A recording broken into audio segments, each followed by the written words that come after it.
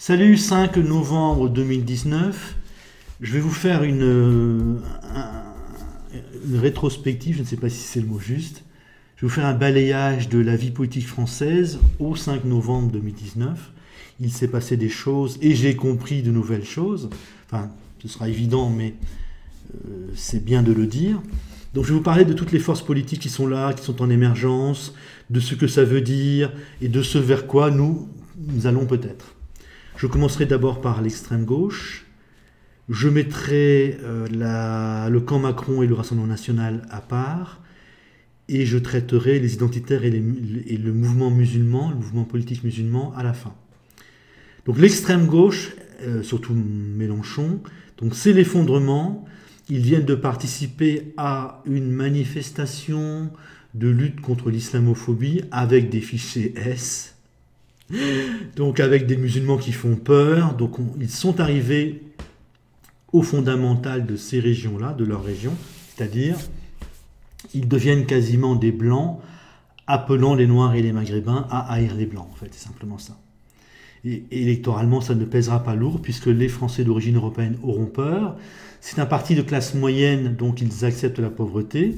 Les Français pauvres, noirs ou maghrébins, ne suivront pas beaucoup.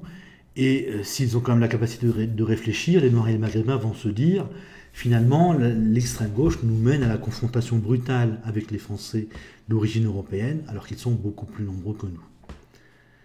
Donc c'est une extrême gauche en voie de terminaison, en fait. C'est vraiment le parti anti-blanc qui se met en place, composé d'une partie de gens d'origine européenne et d'une partie de gens noirs ou maghrébins, certainement.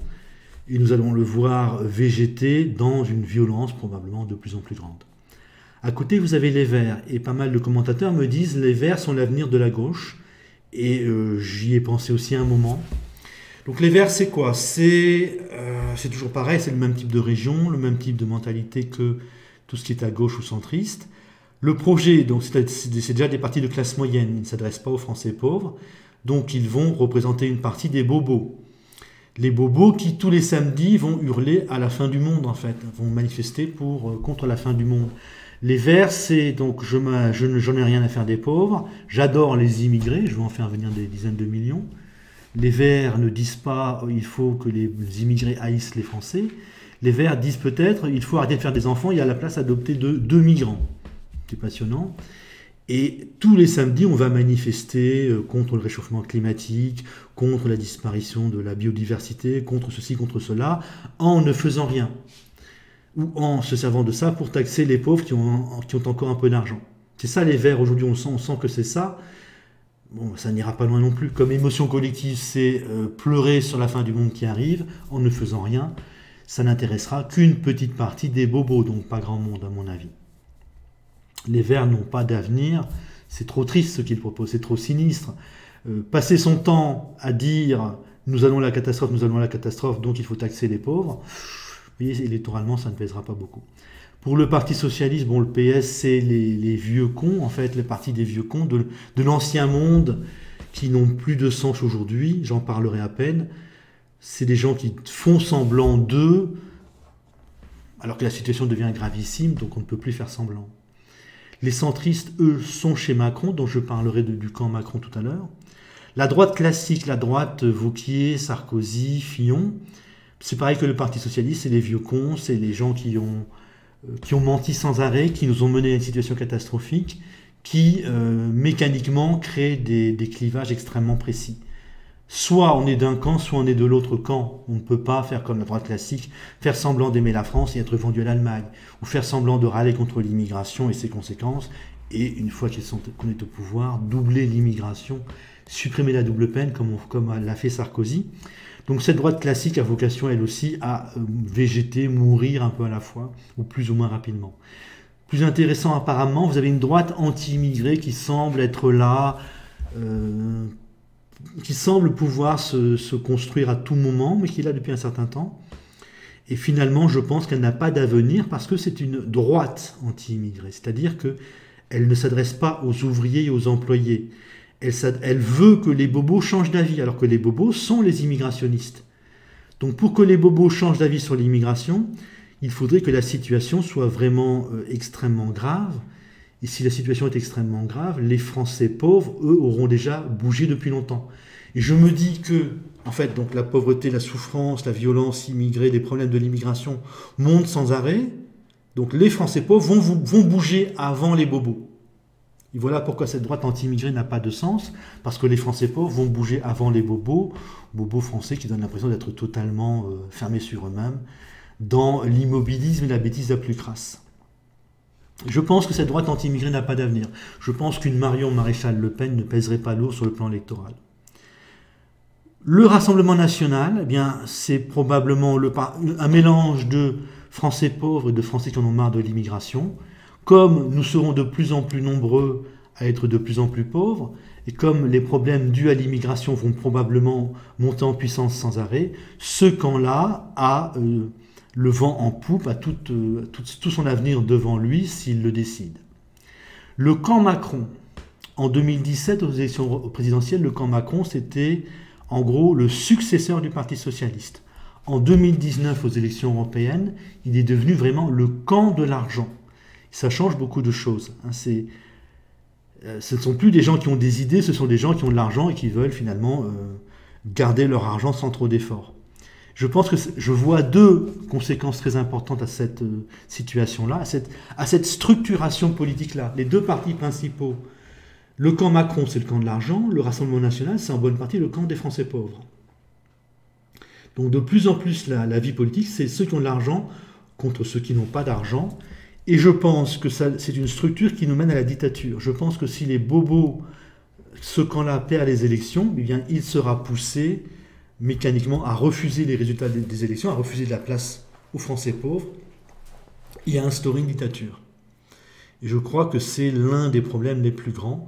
On les a vus, c'était parfaitement les mutilations sur les gilets jaunes, que Macron mette les gilets jaunes en prison pour 3 fois rien. On les voit accepter que les identitaires aillent en prison pour rien du tout. Donc ces bobos qui ont voté pour Macron en toute connaissance de cause me paraissent être vraiment une menace pour la démocratie. Le côté positif, c'est comme c'est des bobos. Comme Macron, c'est l'argent maintenant. Il a beaucoup d'électeurs de droite. Ceux qui ont de l'argent sont plutôt des gens âgés. Ils ne sont pas des gens qui ont des idées d'évolution de la société. Donc on pourrait voir vraiment reculer assez fortement et régulièrement toutes les obsessions de la gauche. Le féminisme de haine des hommes, le racisme anti-blanc porté par la gauche, l'adoration de l'islam, même l'adoration de l'immigration. Les gens qui ont de l'argent veulent une immigration simplement si ça les arrange.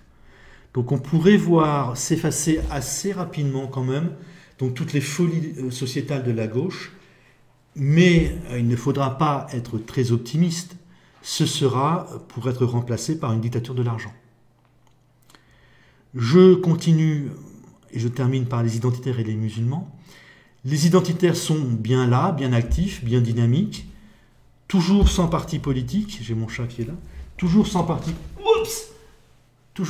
politique, mais ils sont importants en ce sens qu'ils vont, quand ils vont se développer sans arrêt, et à l'intérieur du Rassemblement national. Donc ils vont désintégrer à un moment le Rassemblement national, et la question c'est est-ce qu'ils vont en prendre le contrôle, ou est-ce qu'on va voir se diviser ceux qui en ont marre de l'immigration et de ses conséquences entre identitaires et républicains. Donc c'est ça l'un des gros intérêts des identitaires. Quant aux musulmans, eh bien, se confirme ce que j'avais dit lors de leur dernière vidéo, ils s'autonomisent de plus en plus, et même on a eu un moment, lors de cette manifestation contre l'islamophobie, ils ont commencé à vomir la gauche. Et ça, c'est très intéressant parce qu'ils deviennent totalement isolés. Les musulmans, les Français ne l'ont jamais reculé devant l'islam. Vous avez simplement la gauche qui a ouvert le chemin pour l'islam. La gauche est communautariste. La gauche voulait la communautarisation des Maghrébins et des Noirs. Donc là, on a des musulmans qui prennent leur autonomie sans comprendre qu'ils vont se retrouver tout seuls, puisque la gauche à la fois s'affaiblit et il semble qu'ils soient capables de vomir la gauche officiellement, ouvertement. Donc là, qu'est-ce qu'on aurait finalement? Un mouvement musulman, un parti musulman qui émerge, tout seul et agressif, vraiment faisant peur. Donc comme conséquence, ça va plutôt nous réveiller qu'autre chose. Donc ce serait plutôt une bonne chose. Donc je pense que l'essentiel à retenir, c'est vraiment ce nouveau clivage entre ceux qui ont de l'argent et ceux qui n'ont pas d'argent. Donc toutes les idées de gauche vont commencer à s'effilocher, à ne plus avoir d'importance. Les musulmans ne seront plus poussés par la gauche.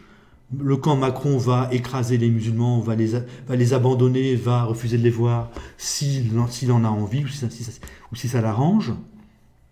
Et on va vers une confrontation, je pense, extrêmement violente, brutale, entre les bobos en général, y compris les bobos de droite, et les Français pauvres. Salut.